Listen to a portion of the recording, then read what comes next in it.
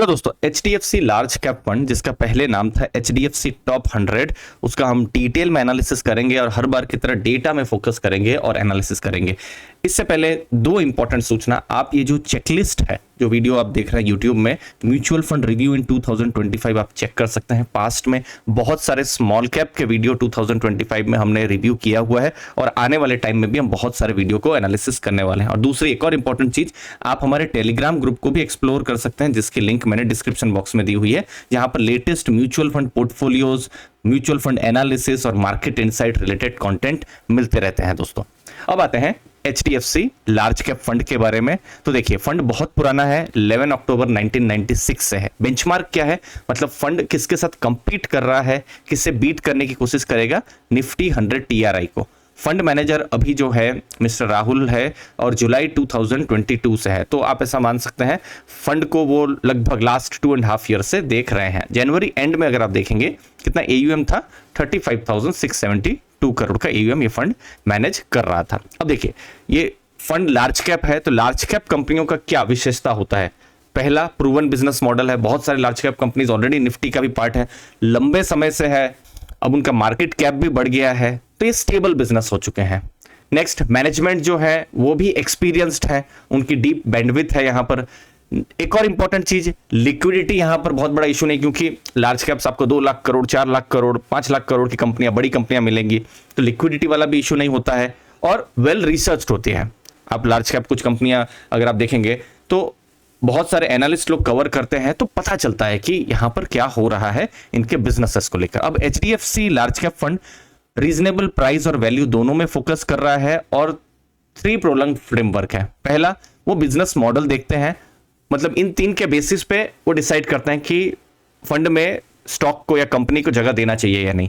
Business model ठीक ठाक है कि नहीं, प्रोसेसेस ठीक ठाक है कि नहीं, लॉन्ग टर्म साइकिल है कि नहीं, क्योंकि मार्केट ऊपर नीचे होती रहती है। मतलब बिजनेस साइकिल की अगर हम बात करें तो वो किस तरीके से बिजनेस साइकिल में उतार चढ़ाव को झेलते हैं, क्योंकि बहुत बार बिजनेस साइकिल नेगेटिव होती है तो बहुत सारी कंपनियां वाइप आउट भी हो जाती है, तो सर्वाइव भी करे, वो भी इंपॉर्टेंट है। नेक्स्ट, मैनेजमेंट, और ये चीज हर बिजनेस के लिए जरूरी है, एक्सपीरियंस होने चाहिए, पास साइकिल को भी उन्होंने झेला होना चाहिए और स्ट्रॉन्ग कॉर्पोरेट गवर्नेंस होना चाहिए। और फिर फाइनेंशियल मैट्रिक्स जैसे ROE, ROC स्ट्रॉन्ग होना चाहिए, कैश फ्लो स्ट्रॉन्ग जनरेशन करने वाली होनी चाहिए कंपनियां, बैलेंस शीट मजबूत होनी चाहिए। तो उसके हिसाब से फंड जो है वो सिलेक्ट करता है कि कौन सी कंपनी को पोर्टफोलियो में रखना है कि नहीं। बाकी अगर आप देखेंगे top down approach, bottom up approach, दोनों का यहां पर मिक्स आपको देखने को मिलेगा। अब पोर्टफोलियो किस तरीके का है, टॉप 10 कंपनियां कौन सी हैं इस पोर्टफोलियो में, जैसे ये जनवरी एंड का डेटा है दोस्तों, जैसे HDFC बैंक, ICICI बैंक, फिर L&T, उसको उन्होंने थोड़ा सा ऐड भी किया है, इन्फोसिस उसको भी थोड़ा ऐड किया है उन्होंने, Bharti Airtel, NTPC, Axis Bank उसको भी ऐड किया है, रिलायंस को ऐड किया है, ITC और कोटक महिंद्रा बैंक। ये टॉप 10 कंपनियां हैं पोर्टफोलियो की। और साथ साथ में 10 के बाहर टाटा मोटर्स, बजाज ऑटो, चोला इन्वेस्टमेंट, HCL, उनको भी ऐड किया है और एग्जिट हुआ है अपोलो हॉस्पिटल्स और सिप्ला। ठीक है, पोर्टफोलियो पर और ज्यादा डिटेल्स, जैसे पोर्टफोलियो टर्नओवर जो है 14.67 है, ये इंपॉर्टेंट है। इसका मतलब क्या है, फंड मैनेजर कंपनीज को अपने पोर्टफोलियो में रख रहे हैं और बहुत ज्यादा एंट्री एग्जिट जैसा नहीं हो रहा है। 14.67 मतलब आप ऐसा ही मान सकते हैं कि लॉन्ग टर्म के लिए पोर्टफोलियो में कंपनियां रह रही हैं। यही अगर 80-100 हो तो दैट मीन्स बहुत ज्यादा चर्न हो रहा है।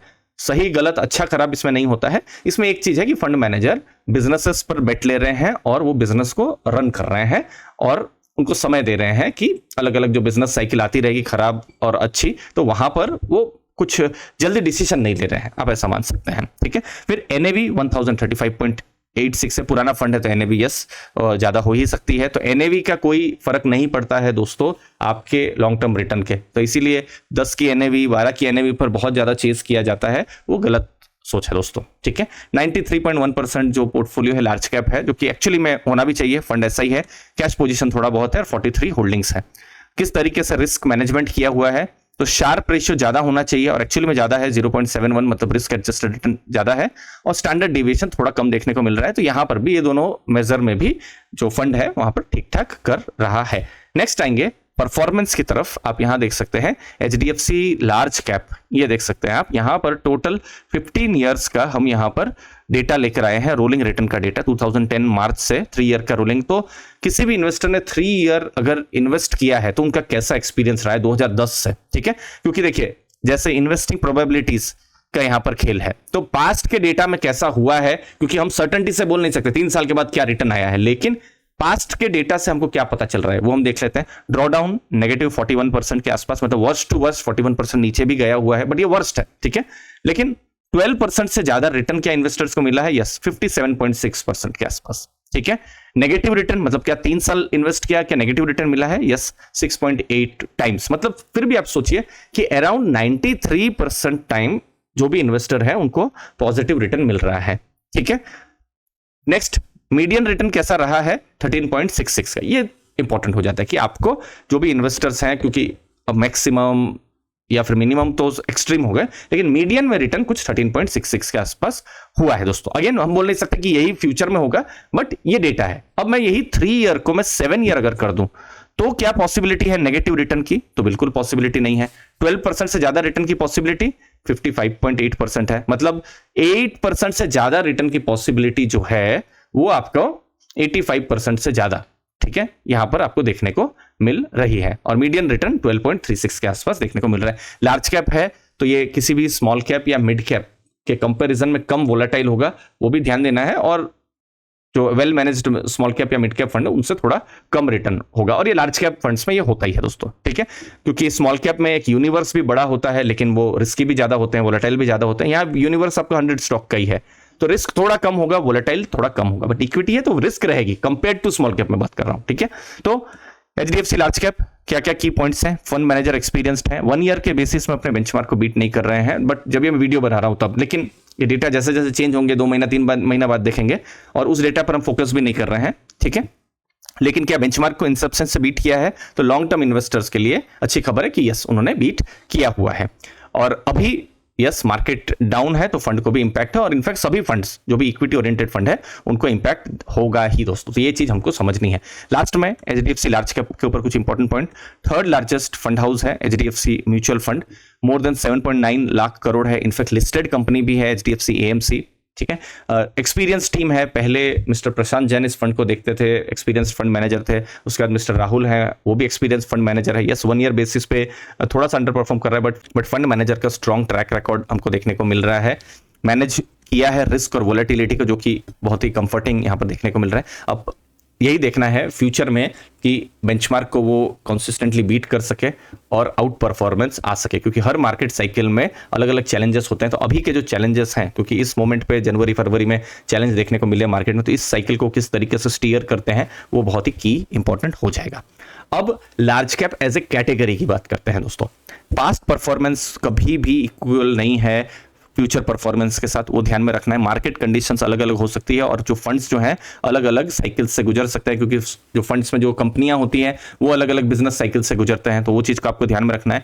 बट यस, मैक्सिमम इन्वेस्टर के केस में लार्ज कैप्स जो है, ऐसा मेरा मानना है कि कोर पार्ट ऑफ पोर्टफोलियो हो सकता है। कोर पार्ट मतलब जहां पर मे बी आपने अपने पोर्टफोलियो का 10, 15, 20 या इवन 25% भी आपने वेटेज देख के रखा हुआ है। बट यस, आपके एसेट एलोकेशन पर ये डिपेंड करेगा।